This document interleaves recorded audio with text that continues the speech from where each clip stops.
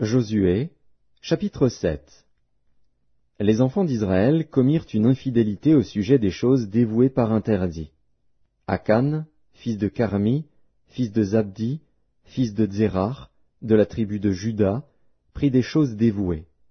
Et la colère de l'Éternel s'enflamma contre les enfants d'Israël. Josué envoya de Jéricho des hommes vers Haï, qui est près de Beth-Aven, à l'orient de Béthel.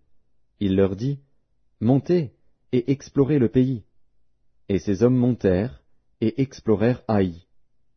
Ils revinrent auprès de Josué et lui dirent, « Il est inutile de faire marcher tout le peuple. 2 ou 3 000 hommes suffiront pour battre Haï. Ne donne pas cette fatigue à tout le peuple, car ils sont en petit nombre. » 3 000 hommes environ se mirent en marche, mais ils prirent la fuite devant les gens d'Haï. Les gens d'Haï leur tuèrent environ 36 hommes. Ils les poursuivirent depuis la porte jusqu'à Shebarim et les battirent à la descente. Le peuple fut consterné et perdit courage. Josué déchira ses vêtements et se prosterna jusqu'au soir le visage contre terre devant l'arche de l'Éternel, lui et les anciens d'Israël, et ils se couvrirent la tête de poussière. Josué dit, « Ah, Seigneur Éternel, pourquoi as-tu fait passer le Jourdain à ce peuple, pour nous livrer entre les mains des Amoréens et nous faire périr? Oh, si nous eussions su rester de l'autre côté du Jourdain! De grâce, Seigneur, que dirais-je, après qu'Israël a tourné le dos devant ses ennemis? Les Cananéens et tous les habitants du pays l'apprendront, ils nous envelopperont, et ils feront disparaître notre nom de la terre. Et que feras-tu pour ton grand nom? » L'Éternel dit à Josué, « Lève-toi. Pourquoi restes-tu ainsi couché sur ton visage? Israël a péché. Ils ont transgressé mon alliance que je leur ai prescrite. Ils ont pris des choses dévouées par interdit. Ils les ont dérobées et ont dissimulé, et ils les ont cachées parmi leurs bagages. Aussi les enfants d'Israël ne peuvent-ils résister à leurs ennemis? Ils tourneront le dos devant leurs ennemis, car ils sont sous l'interdit. Je ne serai plus avec vous, si vous ne détruisez pas l'interdit du milieu de vous. Lève-toi, sanctifie le peuple. Tu diras, sanctifiez-vous pour demain, car ainsi parle l'Éternel, le Dieu d'Israël. Il y a de l'interdit au milieu de toi, Israël. Tu ne pourras résister à tes ennemis, jusqu'à ce que vous ayez ôté l'interdit du milieu de vous. Vous vous approcherez le matin selon vos tribus, et la tribu que désignera l'Éternel s'approchera par famille, et la famille que désignera l'Éternel s'approchera par maison, et la maison que désignera l'Éternel s'approchera par homme.